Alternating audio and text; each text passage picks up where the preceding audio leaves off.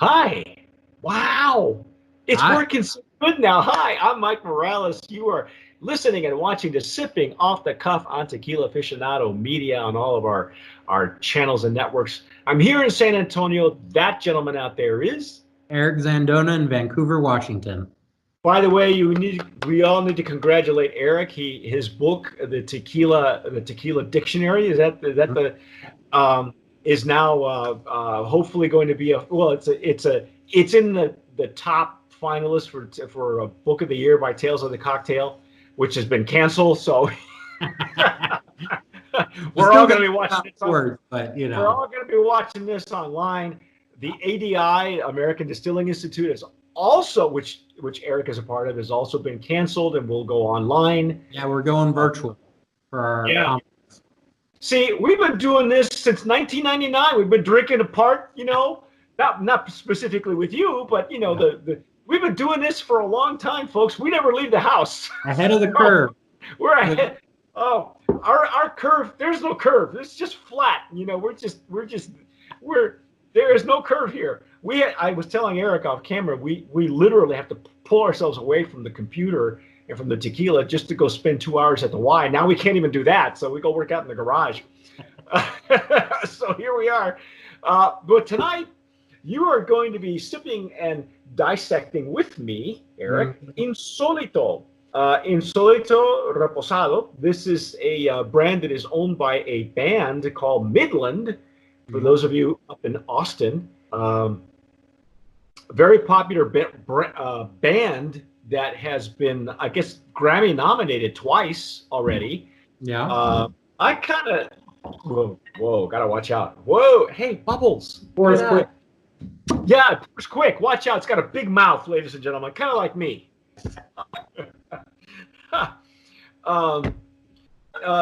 Now, Eric and I had some reservations with the Blanco. We mentioned that there was hardly any nose at all, no aroma, no bouquet, but it was really a good sipper, a good mouthfeel.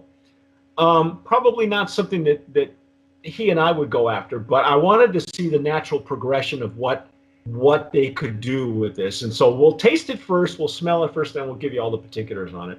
Yeah. Oh, now, see, this is much better. Yeah, the nose on this is already vastly improved.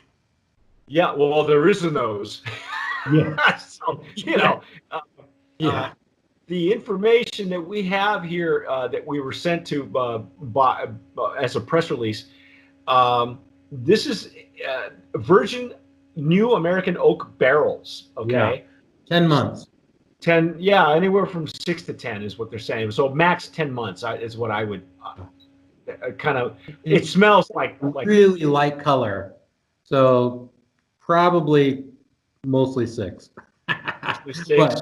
Yeah, well, if maybe they're blending it. Who knows? Maybe it's probably. Yeah, probably. I mean, some barrels will taste better a little bit younger. Some will taste a little bit better slightly older. But the nose on this is really nice. Yes. It's got this interesting mixture of sort of cooked agave, but then like some berries, some sort of like something. It's a little bit fruity, and I like it. Well, again, just for transparency, I have opened this bottle. I don't often get a chance to do that before we go on the air. And I had some the other day, but I did not have it in a jarrito. I have mine in a jarrito it's got a wider mouth. That's the one I normally use for mezcal. Beautiful legs and tears. I mean, it behaves nicely. It just sheets beautifully on the glass. But I had mine originally in a snifter, and that's how I enjoy my tequilas normally, is just in a snifter. And I noticed that there was more like a fruitiness, like you mentioned, but it was almost like an orange. I'm not sure if that's what you're getting, or am I getting tropical fruit? But I thought orange right away, like an orange blossom, or like you said, orange blossom. Yeah, I could see. No, to me, there's like a berry quality to it that I can't quite put my finger on, but it's really nice aroma. Well, it's like just a touch of oak kind of underneath that, but it's like fruitiness, some like cooked agave, and just a touch of oak on the nose. Really nice. The only influence that we're getting from the barrel is that it's toasted, but it's a virgin barrel, so it hasn't been aged in whiskey or anything else. So it's just the juice in the barrel and see. Yeah. Yeah, it's very pleasant though. Yeah. Is it dried fruit that we're getting? Could be. Could be. But you Could said be something. like dried apricot, maybe. Why that? But orange blossom, I think, is a good description. There's something there. It's really nice. I'm ready to drink. Let's dive in. Let's go.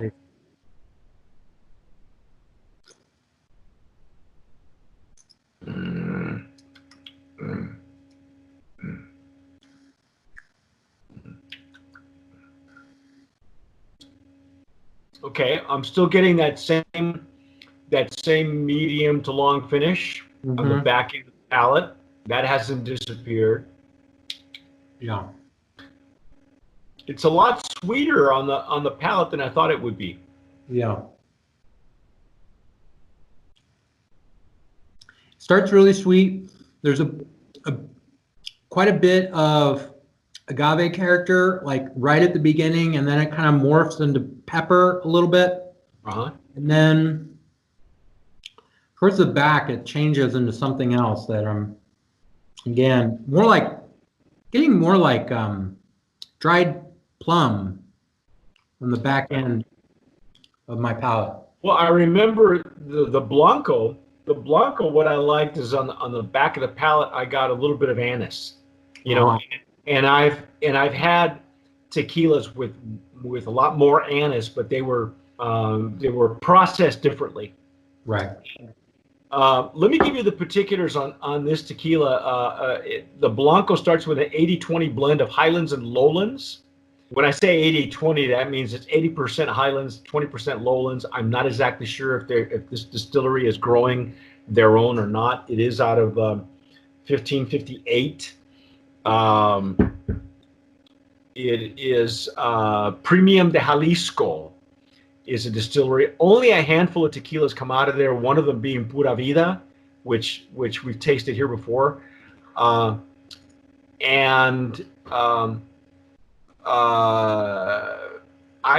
like this one way better. Oh, look at that. So it does give you the flavor notes.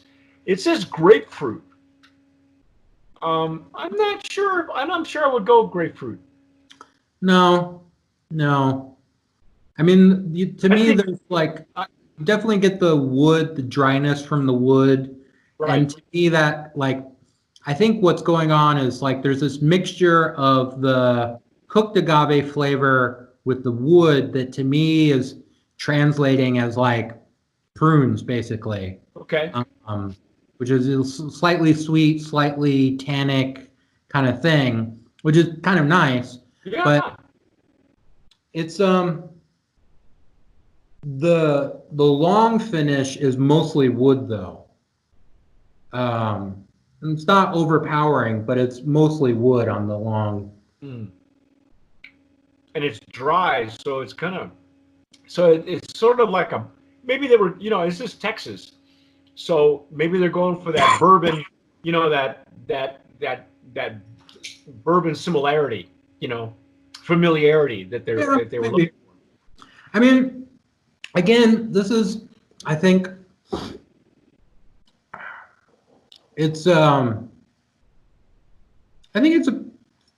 fairly decent Reposado that is going to have a good target market. I mean, this bottle retails for $45, which is not bad. And it's sort of in line with the Blanco in terms of it's a little bit light on the agave character, but I think they did a good job on the barrel management. It's not overpowered in the same way. Just a light tequila going into a light barrel, which is good, rather than a light tequila going into a heavy charred barrel. Right. I would just wipe it out.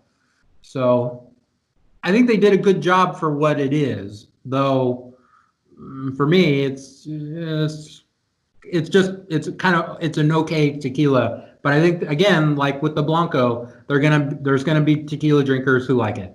Okay. Um, Okay. so So it's not. it's better than the Blanco, Yeah. but Yeah, I like it better than the Blanco. Like I said, in my snifter, what I got the fruitiness on the nose was more in the orange realm, as I wouldn't go grapefruit so much as orange or like orange blossom.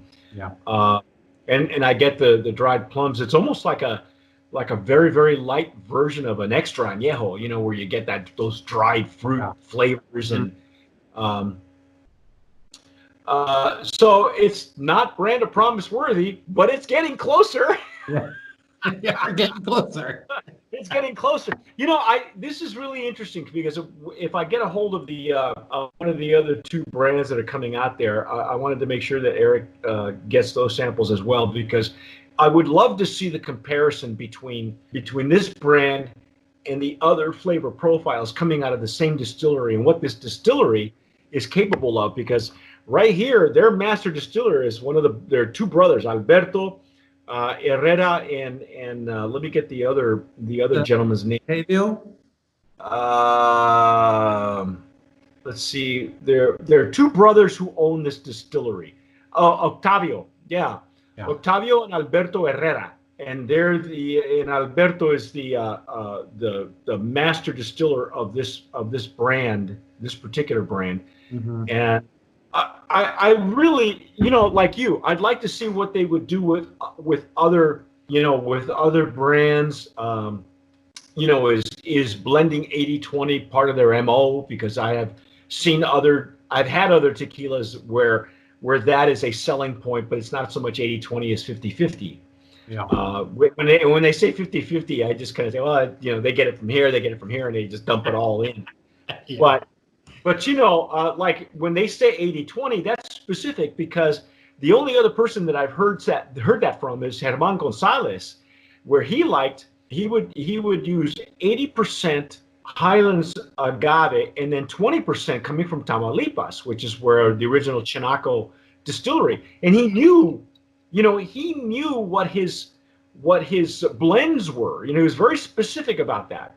So somewhere along in Chinaco, there's a 50/50 blend, there's a 60/40 somewhere, and he decided that 80/20 was, because the terroir in those days in Tamaulipas is a lot different than it is in the Highlands. So, I thought that was very interesting. So when they say it's an 80/20, when they're that specific, I think that that there's something to those guys. Yeah. There's a care, that they're taking with that. So, but anyway, that's our take on Insolito Reposado. Again, solid product, but just a little bit light on character. But I think that's by design. So I don't want to fault the producer. I think this is what the brand is looking for. So, yeah. So if that's your jam for tequilas is on the lighter end of the spectrum, then the nose on this is really lovely. I think you're gonna like it. Yeah, I agree. That's our summation. You've been listening and watching to Sipping Off the Cuff on Tequila Aficionado Media on all of our channels. If you're watching us on YouTube, please subscribe. If you're listening to us anywhere where you download your podcasts, you can on like Spotify, for instance. Please subscribe there as well. Don't forget to hit the notification bell, so every time we upload a video with Eric on it, you get a notification on your smartphone that says Eric is on. But that's our take. Again, whatever you do, tomar sabiamente. Sip wisely.